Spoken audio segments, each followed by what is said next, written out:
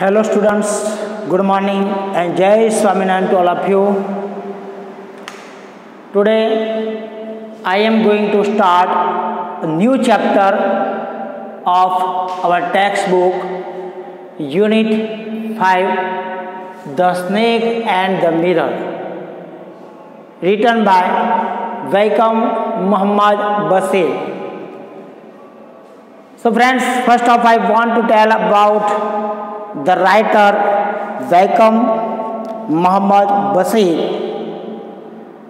He was born on 19th January 1908 and he was died 5th July 1994. He was a Malayalam fiction writer from the state of Kerala, India. He was humorist, freedom fighter, novelist and short story writer. He is known for his path-breaking, disarmingly down-to-earth style of writing that made him equally popular among literary critics as well as the common man. He regarded as one of the most successful and outstanding writer of India. तो दोस्तों, ये जो कहानी है ये एक homeopathy doctor की कहानी है। मनुष्य में पाए जाने वाले अभिमान, मूर्खता और बुद्धिहीनता इस कहानी के मुख्य केंद्र बिंदु है। मनुष्य के रूप में हमें स्वयं को अधिक महत्व नहीं देना चाहिए। इसके विपरीत हमें जीवन की वास्तविकताओं के साथ उचित संतुलन स्थापित करने की कोशिश करनी चाहिए। निसंदेह हमें अपने भाग्य को बदलने का सामर्थ्य है, लेकिन वह कठिन परिश्रम, संपूर्ण और सच्चाई पर निर्भर रहता है। दूसरे शब्दों में हम कह सकते हैं कि सपनों को चलने के लिए पैर नहीं होते हैं और उड़ने के लिए केवल पंख होते हैं। उसको उड़ने के लिए खाली पंख होती है, लेकिन सपनों को चलने के लिए पैर होते हैं नहीं है। So let we start our story the snake and the mirror, written by Vaikom Mohammad Basheer. Has a snake ever coiled itself around any part of your body?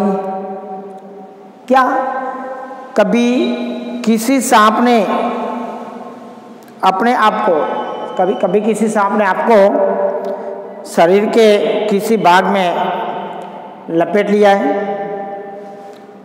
A full blooded cobra, एकदम बोलते हैं फुल ब्लडेड मतलब uncompromising, मतलब वयस्क सांप। ऐसा cobra ने, वयस्क कोबरा ने कभी आपको लपेटा है? All of us fail silent, हम सब चुप रह गए। The question came from the homeopath. ये प्रश्न, एक क्वेश्चन है वो एक होम्योपैथ मतलब होम्योपैथी डॉक्टर की तरफ से पूछा गया। The topic came up when we were discussing snakes. ये टॉपिक उस समय शुरू हुआ जब हम सांप की बात कर रहे थे। We listen attentively as the doctor continued with his tale. Doctor ने ये जो कहानी जारी रखी और हमने उसको अटेंटिवली मतलब ध्यानपूर्वक से हमने सुना। ध्यानपूर्वक से हम सुनते रहे और डॉक्टर ने उसको बताया। It was a hot summer night about 10 o'clock। गर्मी की वो हॉट मतलब गर्म रात थी, मतलब गर्मी की रात थी और लगभग कितने बजे थे? 10 बजे थे। I had my meal at the restaurant and returned to my home। मैंने रेस्टोरेंट में खाना खाया था और मैं अपने घर कमरे में वापस आ गया। I heard a noise from above as I opened the door। जैसे मैंने दरवाज़ा खोला मैंने कुछ नॉइज सुना, आवाज़ सुनी। The sound was a familiar one, और वो आवाज़ जानी पहचानी लगती थी। One could say that the rats and I set the room, कोई भी कह सकता था कि ये कमरे के साथ साथ चूहे भी रहते थे। आई टूक out my box of matches and lighted the kerosene lamp on the table, मैंने माचिस निकाली और मेज पर रखी, और मैंने वो जो कैरोसिन से चलने वाला लैंप होता है उसको जलाया। The house was not electrified, it was a small rented room, ये घर में इलेक्ट्रीफाइड मतलब बिजली थी नहीं, लाइट की सुविधा नहीं थी, और यह एक किराए का छोटा सा कमरा था। I had just set up medical practice and my earnings were merged. Doctor बोलते हैं कि मैं अभी ये मेडिकल प्रैक्टिस मैंने चालू किया था, अब मेडिकल प्रैक्टिस का अभ्यास मैंने शुरू किया था, और मेरी जो अर्निंग है मतलब कमाई बहुत कम थी। मेर्ज मतलब कम। I had about 60 rupees in my suitcase, और मेरे पास सूटकेस में लगभग 60 रुपये थे।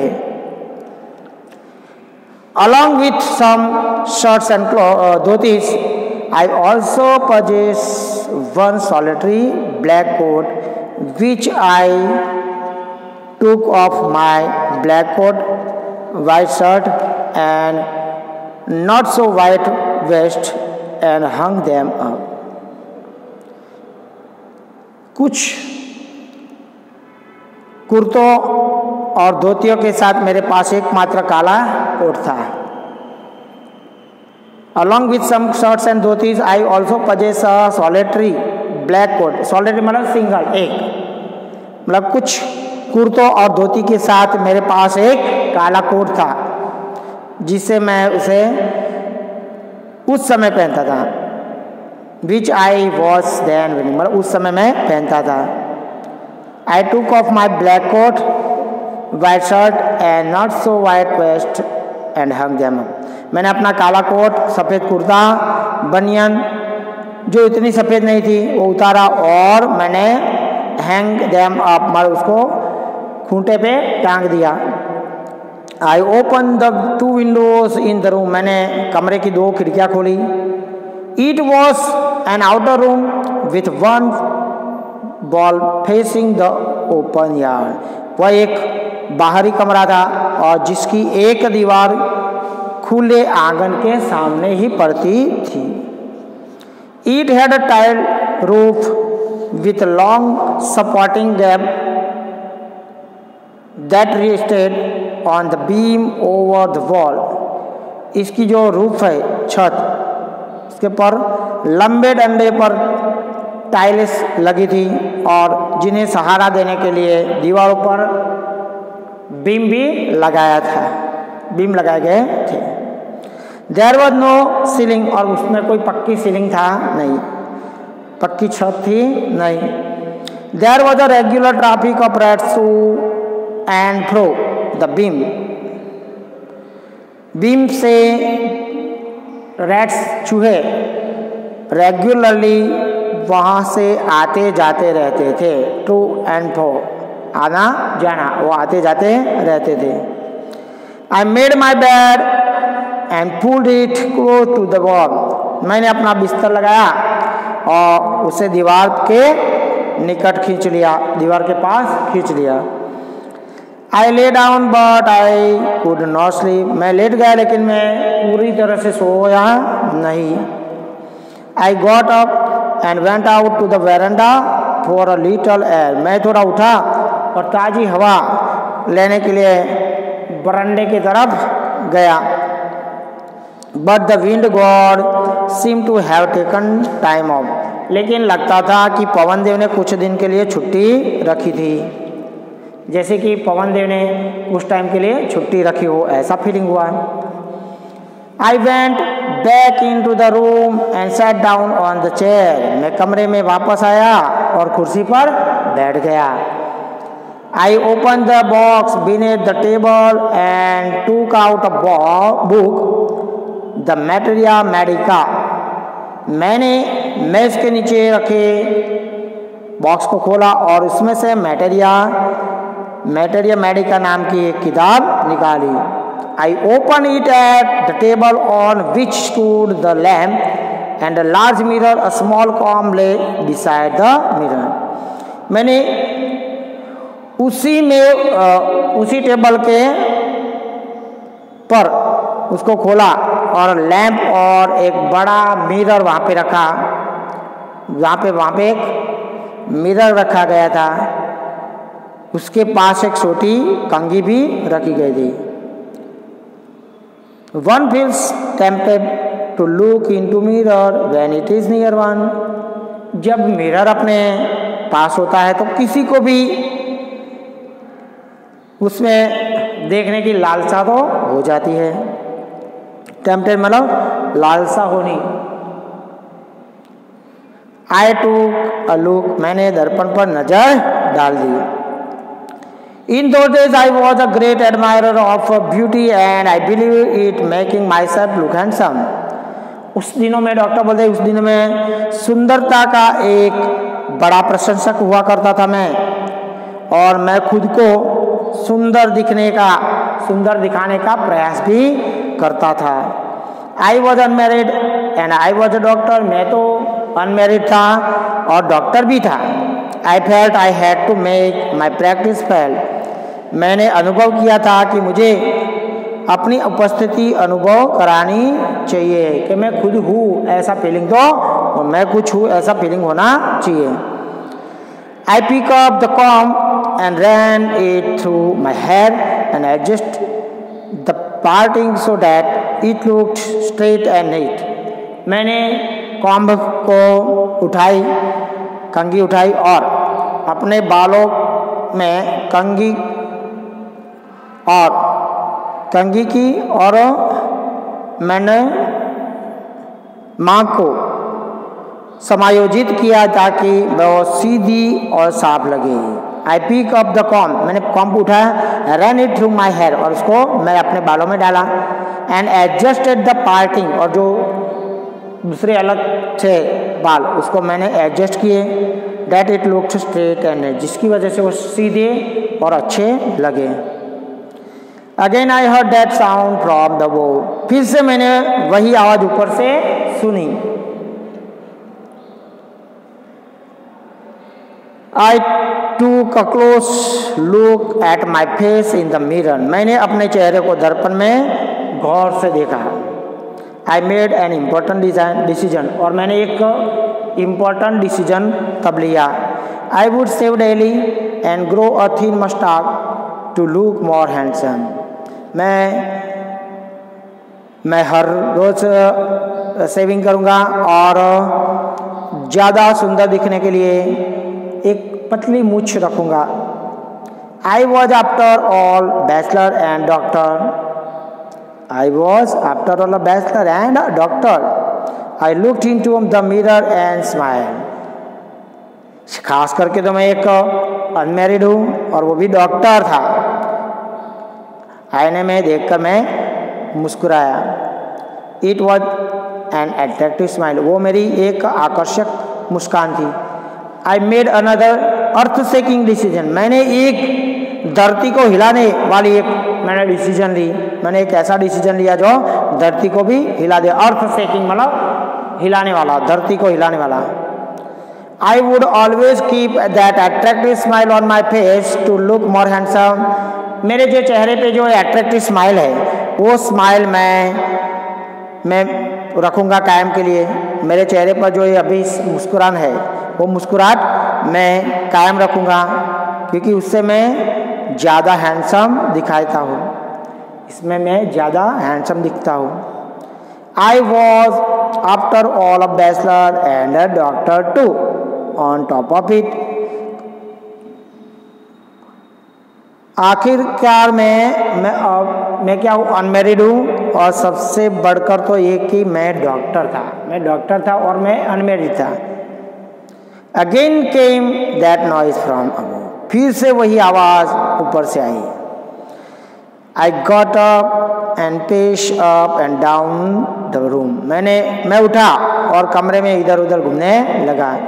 Then another lovely thought struck me, तब मुझे एक दूसरा प्यारा विचार मेरे मन में आया। आई वुड मैरी, मैं शादी करूँगा। I would get married to a woman doctor who had a plenty of money and a good medical practice. मैं एक ऐसी महिला डॉक्टर से शादी करूँगा जिसके पास बहुत ही पैसे हो और जिसका खुद का मेडिकल प्रैक्टिस अच्छा चल रहा हो। She had to be fat for a valid reason, और उसे एक डॉक्टर के कारण से थोड़ी मोटी होना चाहिए। If I made some silly mistake and needed to run away, she should not be able to run after me and catch me. अगर मुझसे कोई डॉक्टर बोलते हैं मुझसे कोई गलती हो जाए और अगर भागने की जरूरत पड़े और मुझे वो पकड़ने के लिए मेरा पीछा करे तो वो पॉसिबल ना हो कि मुझे पहुंच पाए। ऐसी तगड़ी वाइफ चाहिए। With such thoughts in my mind, I resumed my seat in the chair in front of the table. मेरे दिमाग में इन विचारों के साथ मैंने टेबल के सामने कुर्सी पर अपनी सीट में मैंने फिर से ग्रहण कर ली। There were no more sounds from above. अब कोई ऊपर से ज़्यादा आवाज़ नहीं आ रही थी। Suddenly there came a dull thud as if a rubber tube had fallen to the ground. अचानक एक बेसुरी आवाज़ आई जैसे कि कोई रबर की नली जमीन पे पटक गई हो। Surely nothing to worry about. सही में कोई चिंता की बात नहीं थी। Even so I thought I would turn around and take a look. फिर भी मैंने सोचा कि मैं पीछे करके मुड़ जाऊं और देख लूं। मैंने सोचा कि मैं पीछे मुड़ जाऊंगा और उसे देख लूंगा। No sooner had I turned than a fat snake wriggled over the back of the chair and landed on my shoulder. मैं मुड़ा नहीं था कि एक बड़ा सा सांप कुर्सी की पीठ पर से मेरे कंधे पर आ गया था। एक डॉक्टर बोलते हैं जैसे मैं मुड़ा ही था कि एक सांप कुर्सी की पीछे से मेरे कंधे पर आ गिरा। The snakes landing on me and my turning were simultaneous मतलब एक साथ हुआ। मुझ पर सांप का गिरना और मेरा मुड़ना, वो दोनों एक साथ में हुआ। So friends, I want to explain some question answer here. Who does I refer to in the first line? ये फर्स्ट लाइन में who किसको रिफर करता है? तो here I refer to an author, मतलब जो राइटर खुद है। What did he hear when he entered his room? वो क्या सुनते हैं जब वो रूम में एंटर होते हैं तब? तो he heard a noise when he entered to his room. जब वो उनके रूम में एंटर होते हैं तब वो नॉइज सुनते हैं। Why did the author fail to sleep? Author को नींद क्यों नहीं आई? तो author would not sleep because there was no ceiling in the room. Room में कोई सीलिंग नहीं था। Besides, there was a regular traffic of rats to and from the ceiling. और वहाँ पे चूहों का रेगुलर आना जाना रहता था, इसलिए वो सो नहीं पाए। Which book did he take out from the box? Box में से कौन सी बुक उन्होंने निकाली? तो from the box he took out a book Materia Medica. What important decision was taken by the doctor to look more handsome? ज़्यादा handsome दिखने के लिए डॉक्टर ने कौन सा इम्पोर्टेंट डिसीजन लिया? He decided to shave daily and grow a thin mustache. उन्होंने daily save करने का और मस्टाच रखने का, पतली मूछ रखने का डिसीजन लिया। तो friend, we will continue this lesson in next video Jai Swaminarayan.